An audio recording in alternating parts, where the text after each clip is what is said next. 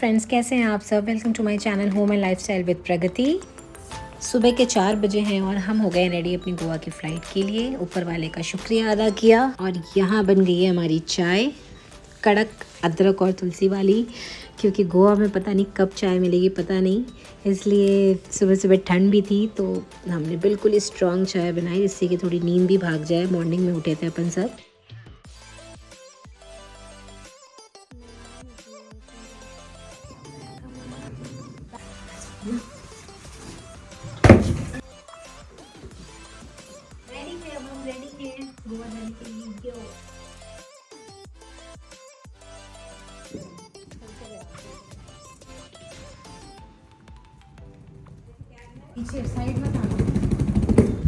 तो हम पहुंच गए हैं अब एयरपोर्ट। हमारी फ़्लाइट टर्मिनल 2 से थी तो टाइमली पहुंच गए हम। Then we waited for our friends to कम।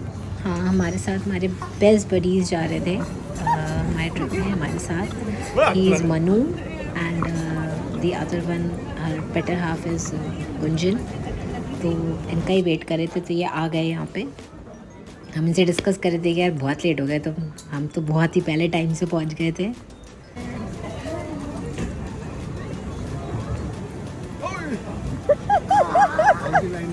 बच्चे बहुत एक्साइटेड होते हैं और हम जब से विहान पैदा हुआ है ना, हम बचपन से ही उसको गोवा लेके गए हैं। एक गोवा और एक वैष्णो देवी का ट्रिप हमारा हर साल का रहता था, बट इस बार घर बनाने के चक्कर में ना हम गोवा नहीं जा पाए थे, तो इसलिए हम भी ज़्यादा एक्साइटेड थे।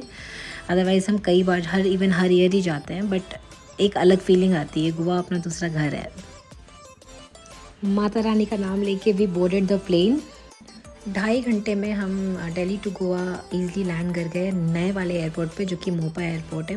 बहुत ही खूबसूरत बना है। जो पहला वाला एयरपोर्ट है उससे ज़्यादा खूबसूरत है। यहाँ पे जो मेन ब्रांच है थलासा और बहुत सारी ऐसे जो फेमस कैफ़ेज़ हैं गोवा के, वो यहाँ पे हमें देखने को मिले थे। और हम जैसे ही प्लेन से बाहर आए ना, इतनी गर्मी कि हम सब के जैकेट साइड हो गए। बहुत गर्मी और ह्यूमिडिटी भी थी। जिस दिन हम पहुँचे उस दिन बहुत ह्यूमिडिटी थी। और बैगेज लेके हम फटाफट अपने कैब की तरफ चले गए। ये सरदार का ब्रीफकेस यहीं गिर गया है। तो ये जहाँ पे है ना, वहाँ पे फ़नी एक्टिविटीज़ देखने को मिलेंगी आपको। मज़ा ही आ जाता है मन्नू के साथ हमें।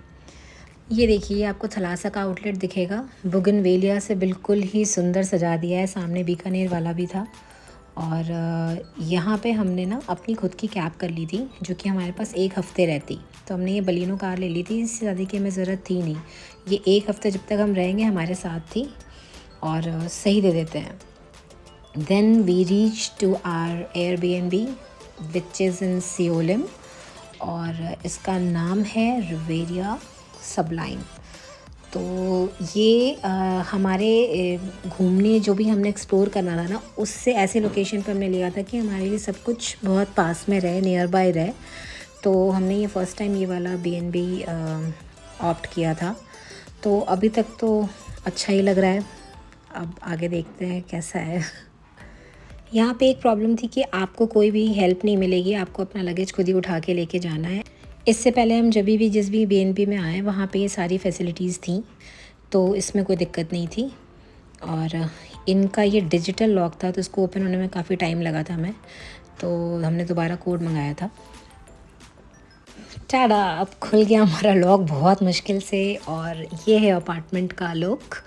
तो यहाँ पे एक है ये पहला रूम, इसमें एक अलमीरा और एक एक्स्ट्रा बेड भी दिया था इन्होंने। तो सीम्स गुड, ठीक लगा हमें। आई थिंक नया ही बना है आज के हिसाब से। और इसके बाद इसके बगल में ही एक और रूम था, वो हमने ऑप्ट कर लिया था। इसमें अटैच्ड वॉशरूम भी था, तो काफ़ी स्पेशियस था, तो दिक्कत तो नहीं आई सामान वामान रखने में। तो ये भी ठीक लगा। पहले वाला रूम भी स्पेशियस था और ये भी। और we had extra bed also. तो कोई मान लो आपका एक और कोई गेस्ट आ रहा है या 2 और फ्रेंड्स आ रहे हैं तो ईज़िली रह सकते थे। एंड एक और जो वॉशरूम था वो हमें मिला था कॉमन बीच हॉल में ही मिला हुआ था। तो 2 फैमिली से उनके लिए 2 बाथरूम बिल्कुल सफिशिएंट थे। एंड एक अच्छा किचन दिया उन्होंने, बिकॉज़ हम 3-4 दिन रहने वाले थे, तो हमें अदरक की चाय और कुछ बेसिक बच्चे के लिए तो बनाना ही होता है, तो हमें किचन चाहिए थी। तो सारी फैसिलिटीज़ थी, बर्तन वर्तन सब कुछ था। बस एक ही प्रॉब्लम थी जो हमें बाद में पता चले कि यहाँ पे कोई भी स्टाफ आपको क्लीनिंग के लिए नहीं आएगा, आपको खुद ही क्लीनिंग करनी है। ये एक पंगा था। हमें शाम के 4 बज गए थे, तो हम फटाफट रेडी होके एक ही जगह घूम सकते थे, तो we opted for Morjim beach. तो मोरजिम बीच पे we planned to visit this outlet Tomatoes. काफ़ी हमने इसके बारे में सुना हुआ था, तो हम जैसे थे वैसे ही फटाफट तैयार होके आ गए। तो यहाँ से हमारी टमाटोज़ की एंट्री हुई थी। और आपको क्या है ना, टमाटोज़ में स्टार्टिंग में ही अगर आप पार्किंग लेते हो तो आपसे 500 रुपीज़ वो पार्किंग चार्ज ले लेते हैं, जो कि आगे एडजस्ट हो जाएगा आपके खाने के अमाउंट में। और फिर जब आप अंदर जाओगे तो रिसेप्शन पे वो आपसे, अगर आप अंदर में बैठते हो तो 1000 रुपीज़ पर हेड लेते हैं, और अगर आप बीच पे बैठना चाहते हो तो आपसे 1500 पर हेड लेते हैं। मतलब कि वो आपका पैसा ब्लॉक कर देते हैं 6 to 7,000 कवर चार्ज के नाम पे, जिसमें कि आपको 6000 से 7000 तो खाना ही खाना है। तो एम्बियंस वॉज गुड, और हमने इतना सुना था इंस्टा पे, तो हमने सोचा चलो इस बार विज़िट करते हैं टमाटोज़। बट जो ये चार्ज वाला इशू था ना, ये समझ नहीं आया हमें। तो बस ये पूरा आपको लुक दिख रहा है टमाटोज़ का।